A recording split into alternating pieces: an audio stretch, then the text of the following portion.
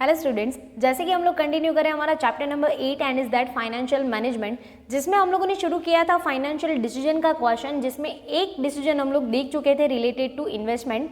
आज हम लोग देखने वाले हैं डिसीजन रिलेटेड टू फाइनेंसिंग, यानी कि फाइनेंस कैसे मैनेज करना है, कहाँ से लाना है, कैसे यूज़ करना है, कैसे यूटिलाइज करना है ताकि मैक्सिमम आउटपुट हम लोगों को मिल पाए। क्लियर? तो आइए उसमें देखते हैं। Investment decisions are connected with the asset while the financing decisions are connected with the capital structure। हम लोगों ने जो आगे का डिसीजन देखा था इन्वेस्टमेंट, वो किसके रिलेटेड कनेक्ट करता है, तो कि असेट के रिलेटेड, क्योंकि हमें वहाँ पे इन्वेस्टमेंट करना पड़ेगा जहाँ से हमें रिटर्न के चांसेस ज़्यादा होंगे। क्लियर?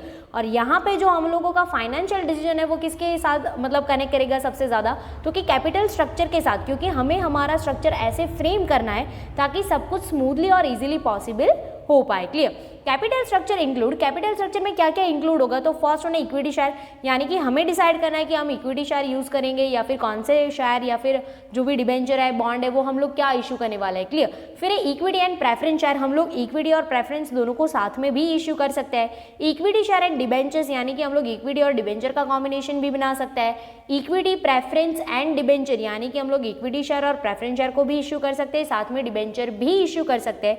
और ये किसके ऊपर डिपेंड्स रहेगा, तो कि हमारे कैपिटल स्ट्रक्चर के ऊपर डिपेंड्स रहेगा कि हम लोग इनमें से कौन सा वाला स्ट्रक्चर चूज करेंगे। Clear? Capital structure is a mixture of, यानी कि कैपिटल स्ट्रक्चर में ज्यादातर होता क्या है, तो कि ऑनर्स कैपिटल एंड ऑनर्स डेप्ट, यानी कि ऑनर का कैपिटल है और उसका जो डेप्ट है वो ज्यादातर वहां पे इंक्लूड किया जाता है।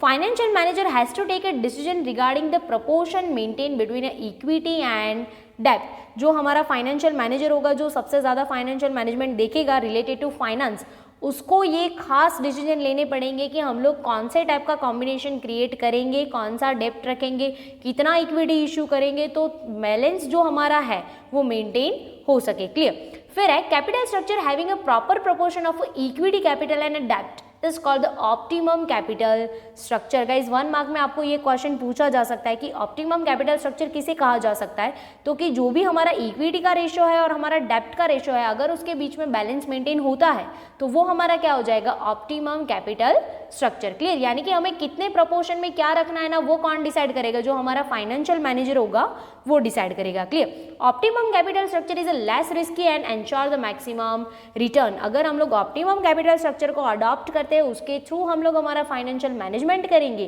कैपिटल स्ट्रक्चर फ्रेम करेंगे, यानी कि जो इक्विटी है और हमारे जो डेप्थ है उसके बीच में अगर हम लोग बैलेंस मेंटेन कर सकते हैं, तो हमारा रिस्क का चांसेस है वो कैसा हो जाएगा, लेस हो जाएगा, और साथ में हमारा जो रिटर्न के चांसेस है वो कैसे हो जाएंगे, मैक्सिमम हो जाएंगे। और ज़्यादातर हमें फाइनेंशियल मैनेजमेंट में चाहिए क्या गाइस, यही चाहिए कि हम लोग जितना इन्वेस्टमेंट करते हैं, जितना फाइनेंस हम लोग इनपुट डालते हैं, साथ में उससे ज़्यादा हमें आउटपुट मिलना चाहिए। क्लियर? तो मेनली हमारा जो फाइनेंसिंग के रिलेटेड डिसीजन है उसमें हमें मेनली कैपिटल स्ट्रक्चर के ऊपर फोकस करना है।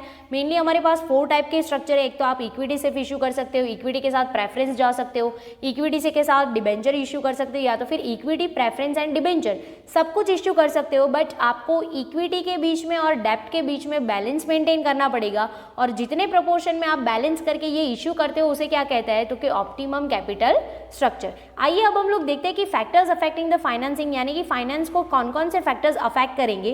तो उसमें मेनली 2 टाइप के फैक्टर्स अफेक्ट कर रहे हैं। तो एक तो है इंटरनल फैक्टर्स और साथ में है एक्सटर्नल फैक्टर। इंटरनल फैक्टर के ऊपर ज़्यादातर हम लोग कंट्रोल कर सकते हैं, बट एक्सटर्नल फैक्टर कभी कभी कंट्रोल हो भी सकता है, कभी अनकंट्रोलेबल भी हो सकता है। क्लियर? तो फर्स्ट वन है इंटरनल फैक्टर्स क्या क्या अफेक्ट कर सकते हैं। तो फर्स्ट वन है टाइप ऑफ बिजनेस। ऑफकोर्स अगर हमें कैपिटल स्ट्रक्चर फ्रेम करना है या फिर डिसाइड करना है, तो हमें हमारा जो टाइप है बिजनेस का वो भी डिसाइड करना पड़ेगा कि स्मॉल लेवल पे है या फिर वाइडली है, या फिर कैसे टाइप का हम लोग गुड्स मेंटेन कर रहे हैं, कैसे टाइप का गुड्स बनाने वाले हैं, तो उसके लिए कितना कैपिटल का रिक्वायरमेंट होगा, ये सब कुछ हमें ध्यान में रखना पड़ेगा। क्लियर?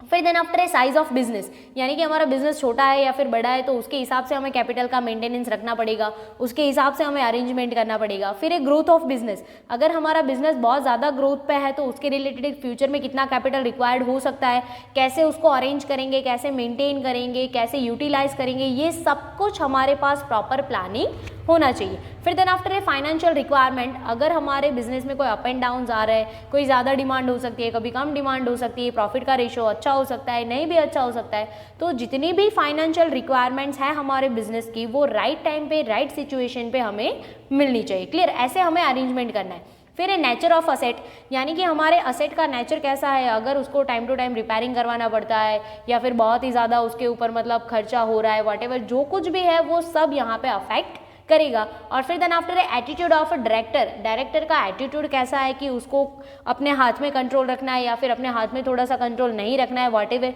जो भी थिंग्स है वो ये सारे इंटरनल फैक्टर्स है जो फाइनेंशियल डिसीजन को अफेक्ट करेंगे। क्लियर?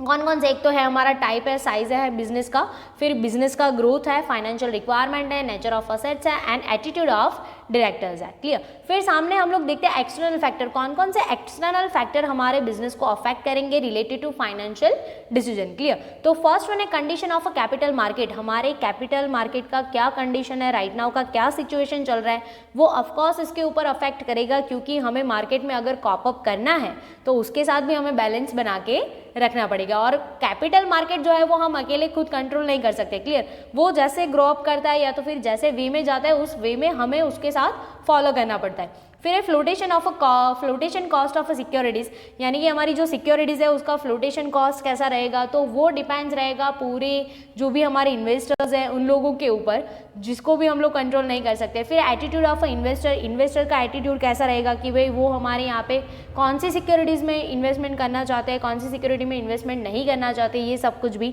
फिर ये लीगल रेस्ट्रिक्शंस, यानी कि गवर्नमेंट के कंपनीज एक्ट के अकॉर्डिंग बहुत सारे ऐसे रेस्ट्रिक्शंस हैं जो हमें कंपलसरी फॉलो करने पड़ेंगे, जिसके ऊपर हमारा कोई कंट्रोल नहीं हो सकता। क्लियर? फिर इंस्टीट्यूशनल इन्वेस्टर, यानी कि जैसे कि LIC है या फिर कोई इंस्टीट्यूशन है, फिर कोई इंश्योरेंस कंपनी है, कोई बैंक है, वो लोग अगर हमारे यहाँ पे इंश्योरेंस में या फिर सिक्योरिटीज़ में वगैरह में इंटरेस्ट रखते हैं, तो वो हमारे यहाँ पे किस तरीके का इन्वेस्टमेंट करना चाहते हैं वो भी हमें यहाँ पे मेंशन करना पड़ेगा, क्योंकि इंस्टीट्यूशनल इन्वेस्टर का बहुत ज़्यादा पोर्शन में इन्वेस्टमेंट रहता है, तो वो हमारे लिए फ़ायदेमंद भी हो सकता है, बट अल्टीमेटली हमें हमारा प्रॉफिट भी देख के चलना है। क्लियर? फिर रेट ऑफ इंटरेस्ट, यानी कि हमारे यहाँ पे जो सिक्योरिटीज़ हम लोग इशू कर रहे हैं उसका इंटरेस्ट रेट कैसा रहेगा, कितना मेंटेन करेंगे, ये सब कुछ भी हमें यहाँ पे मेंशन करना पड़ेगा। तो ये है हमारे इंटरनल और एक्सटर्नल फैक्टर जो कि हम लोग फाइनेंशियल डिसीजन लेंगे, कैपिटल स्ट्रक्चर फ्रेम करेंगे, तब ये सारे फैक्टर्स को हमें दिमाग में रखते हुए हमारा जो फाइनेंशियल मैनेजर है उसको कोई डिसीजन लेना पड़ेगा। अदरवाइज ऐसा हो भी सकता है कि हम लोग उसके साथ कॉप अप ना कर पाए तो हमारा लॉस भी हो सकता है। Clear guys? तो ये हो गया हमारा second one decision related to financing.